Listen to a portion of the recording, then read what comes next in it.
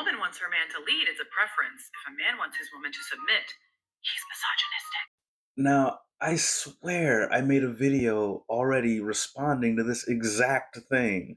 But when I look back, I didn't see her face in any of my thumbnail. Hold on. If a girl wants a guy who can take charge, it's a preference. If a guy wants a girl who will submit to his lead, he's, you guessed it, misogynistic. I knew I heard that shit before. Why? That's not even a video worth copying. Why is she still in that shit? He won't date under 6 feet, and he doesn't want to date overweight. What an asshole. Doesn't want to date a short guy. It's preference. If a guy doesn't want to date a girl that's overweight, he's an asshole. Bruh. He copied my whole fucking flow. Word for word, bar for bar. That's funny as hell. That's really funny. Okay. This video is not about dating double standards because I've already made that video. This video is about pick-me's. So the phrase pick-me is used to label somebody who says things for the purpose, surely for the purpose, of being accepted or chosen amongst the other group. It's women who seek men's validation. It's men who seek women's validation. And so they say things in hopes of receiving that validation, in hopes of being put on a pedestal, or in hopes of being picked. For women, that usually looks like a woman who says she's one of the guys, or she's constantly talking about how women deserve less, like less respect or less rights, stuff like that. You'll hear them talk about how life is just really unfair for men. That those women would be considered like pick-me girls. The men, it usually looks like the guys who are saying, "Oh, I'm one of the good ones."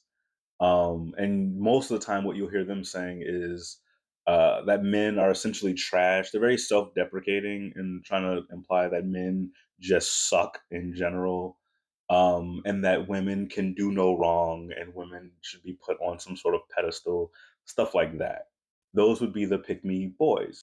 And a lot of times you can tell if somebody's being a pick-me because they're just repeating something that they heard someone else say. Not an original thought. They just heard somebody else say something and be like, the guys are going to love this, or the ladies are going to love this, that kind of thing, which would be fine. Like, there's nothing inherently wrong with saying shit for the validation of others if it wasn't for the potential harm that comes from it. A lot of people can't tell a pick-me when they hear one, and so they just use that person to reinforce whatever goofy belief that they believe. That's how you get shit like this. Women set a boundary, you go, queen. But a man, you're controlling.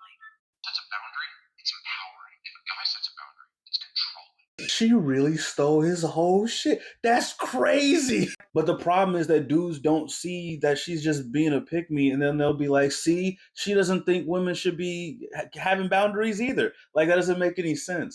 Be wary, be suspicious of people's intentions.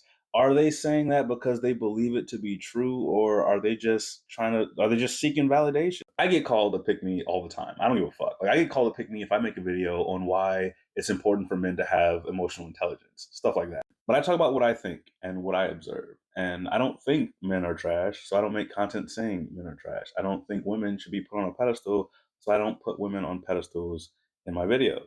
I talk about what I see men do, and in this case, what a woman does, and then I talk about what I think about it. Be suspicious anyway. Be suspicious of any content creator that tries to get you to think a certain way or believe a certain thing, because you never know what people's motivations are. You never know if they actually believe the things that they're saying, or if they're just doing it for content, for clout, for to be picked, stuff like that. I am not exempt from this. Take everything I say with a grain of salt as well. That's my breakdown on pick-me's. I hope you enjoyed that. I'm celebrating 150K followers on Instagram. Thank you guys. I also hit 8K subscribers on YouTube. Go subscribe to my YouTube. I don't get paid for Instagram. This is like, if you want to support, this is way better. Go subscribe here. I would appreciate it. Thank you so much. We'll see you guys in the next video.